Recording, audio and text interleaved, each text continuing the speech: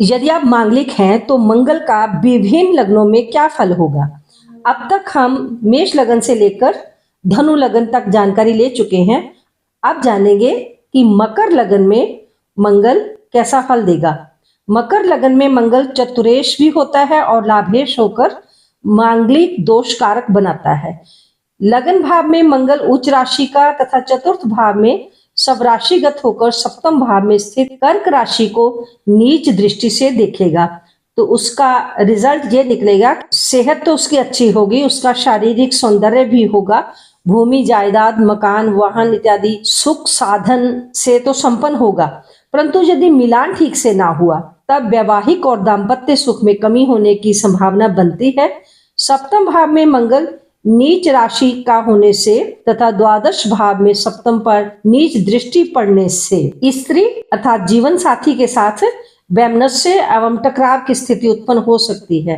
यदि सप्तमस्थ तथा द्वादश आदि भावों पर गुरु चंद्र की स्थिति और दृष्टि पड़ रही हो तो वैवाहिक सुखों में वृद्धि होती है। मकर लगन में मंगल योग के साथ साथ सप्तमेश चंद्र की शुभ और शुभ स्थिति तथा बलाबल का आंकलन भी अवश्य करना चाहिए। ध्यान रहे कि मकर लगन में द्वादश भाव में धनु राशि के मंगल को परिहार स्वरूप लिया गया है, अर्थात कैंसलेशन के रूप में लिया गया है, इसलिए यहाँ पर मंगल विशेष अशुभ फल नहीं देगा।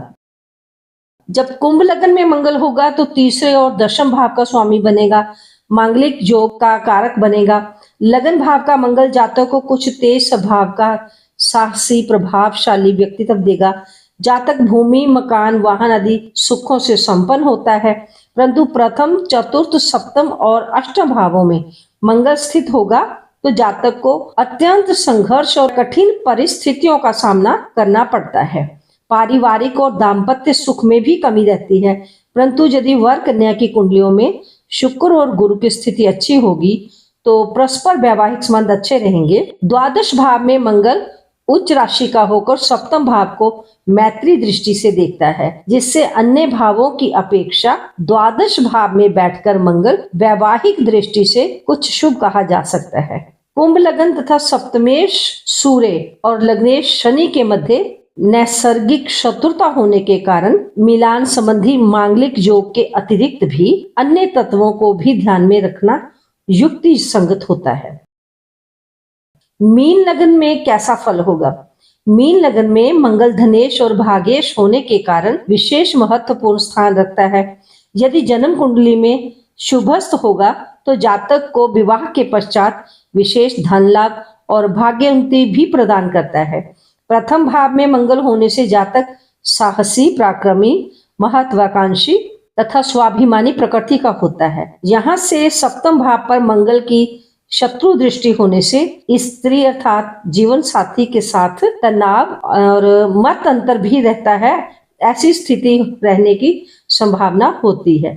यदि स्त्री की कुंडली में भी मंगल दोष होगा अर्थात जीवन साथी की कुंडली में भी मंगल दोष होगा तो परस्पर दाम्पत्य सुख अच्छा होता है। चौथे और सातवें भाव में मंगल होने से जातक व्यवसायिक दृष्टि से तो समृद्ध होता है, परंतु पारिवारिक सुखों में कमी रहती है। अष्टम भाव में स्वास्थ्य संबंधी परेशानी तथा विवाह सुख में कमी करता है, परंतु ऐसा जातक व्यवसाय में धनार्जन करने में कुशल होता है। सप्तम भाव पर यदि बुध चंद्र इत्यादि शुभ ग्रहों की दृष्टि होगी या युति होगी तो विवाह आदि सुखों में फिर वृद्धि होती है।